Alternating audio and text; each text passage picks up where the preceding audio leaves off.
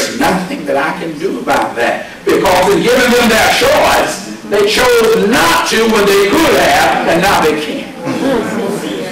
God Almighty. Have mercy. When the bad report comes, when these times that try men's souls come, they are allowed by God to train us. So there comes a time that we now begin to recognize the power of God in our lives and what is actually going to happen.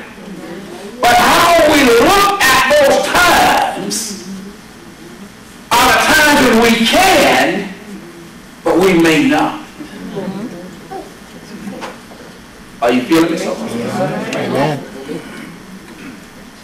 There's maybe a time in your life where you could contribute greatly to the woman's ministry. You could be involved in all of the sisters' lives, and you could be making sure that as far as it depends on you, what God has done for you and his experiences, you're going to bring those rich experiences.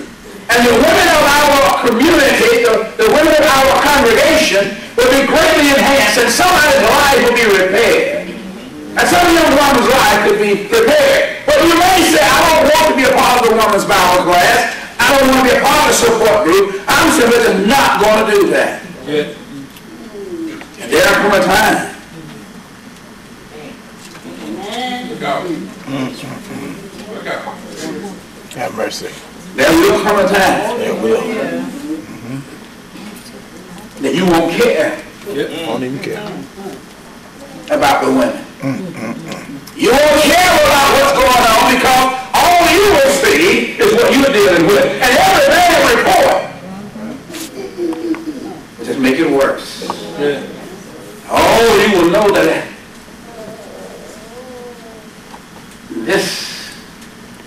this church and these people, I don't care about homecoming, and I don't care about homegoing, and I don't care about marriages and weddings, and I don't care about any of that. I don't belong, I don't fit. But there was a time when you heard the voice and you were sitting there thinking, I want to be a part of all of this. I want to make a difference. But you could have, but you didn't. Have mercy. But that's nothing new.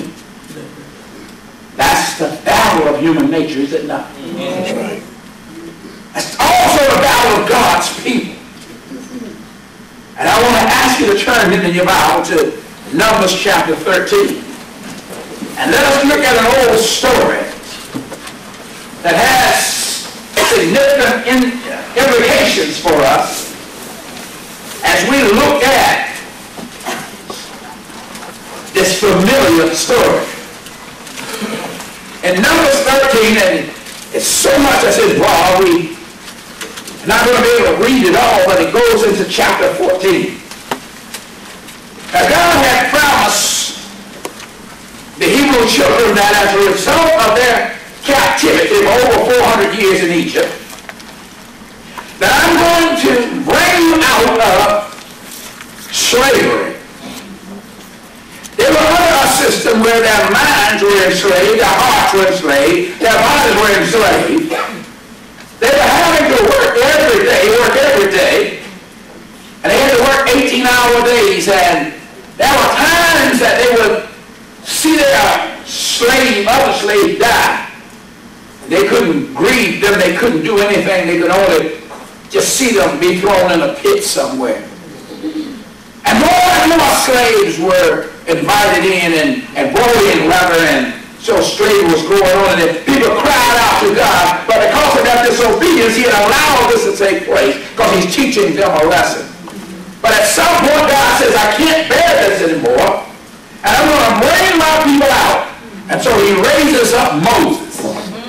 Now you know the story, so stay with me. And Moses is reluctant because he knows the gravity of what's going on. And he knows that by them being enslaved, what is it that I can do, God? I can't do anything. Why would you even pick me? I mean, I can't even speak. God says, you don't have to speak.